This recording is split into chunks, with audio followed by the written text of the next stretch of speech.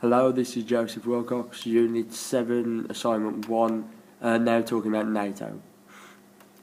So NATO was created in 1949, Northern Atlantic Treaty. Hello. That's what it stands for. Northern Atlantic Treaty. It was the 4th of April 1949. So it was created to deter Soviet expansion because the Soviet Union was the most powerful thing in the world. So NATO coming together would kind of counteract the Soviet Union's power and act as a deterrent so that Soviet Union didn't think they have enough power to almost take on the world or start wars with different countries, as we would be there to stop them in theory. It was also there to forbid revival of nationalist militarism in Europe, so that a country doesn't think they can just build up the military and then take over different parts of the country. So that is one of the things that it was created for, and it was also created for stuff like European political integration. So it would encourage that as they come together to work with each other politically. So then, what has NATO achieved?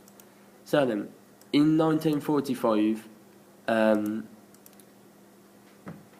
NATO's role in 1945 was to defend Western Europe from the Warsaw Pact, as they all came together in order to make themselves strong. So there was German. We came together with Germany and other countries, and that was what it was originally created for. But currently, NATO's primary role is 1, counter-terrorism, and 2, training foreign forces. For example, the UK and other NATO forces have been training Ugandan forces and army in order to be at the correct standard to what they should be. Also, NATO are fully involved with Afghanistan at the minute, trying to establish democratic government in Afghanistan and try and reduce drug trade as well, which is one of their key aims. So what are the other aims of the organisation? So NATO's essential purpose now is for safeguard and freedom in different countries all around the world. It's also there for security, and it will help different countries, whether it's through political means or military. So, what does the organisation target to achieve these tasks? It targets anyone and anything to ensure that freedom and security of its members within NATO, and it also will ensure freedom and security of other countries around the world as they will step in to ensure that. It's also there to fight against also there to be anti-terrorist groups, whether that's fighting against them or trying to dismiss the ideology. Whichever way they deal with a terrorist group, that is one of the reasons why they're there. So currently, NATO are doing different operations around the world today.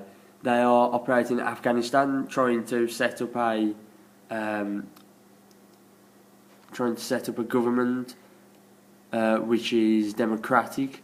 As it recently, in the past 10 years, it's just been led by whoever's got the most power in guns or most armed men.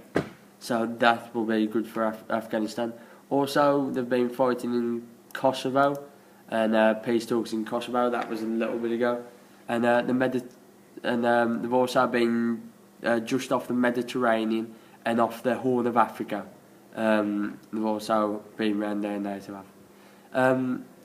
So NATO approximately have about 13,000 personnel from both NATO and partner countries in not in fighting but in operations around the world, whether it's peace talks or fighting. There's around 4,800 Allied troops operating in Kosovo as part of NATO's Kosovo force, and NATO are also supporting the African Union and conducting air policing missions in request of allies to basically prevent anything from coming from Turkey or Syria, that direction. So they currently go through African unions to make sure that they will be defended in case anything happens. So then, is there an impact on the UK public services? Yes. Back in 1991, when the Warsaw Pact broke up, it became very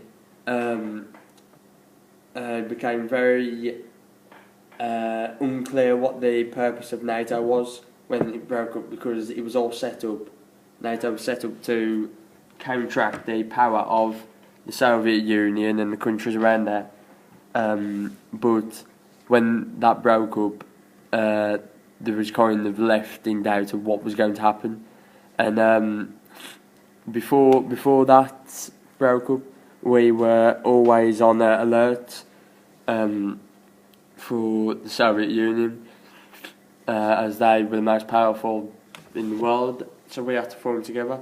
But apart from that, NATO has affected the UK public services, as we've gone to places like Yugoslavia, and obviously the recent Kosovan force mission with them, trying to help train them and be with them. And also we've helped countries in refuge and immigrant crisis, and we're often counter-terrorist groups, so that is another thing that we're doing. Thank you, that's finished.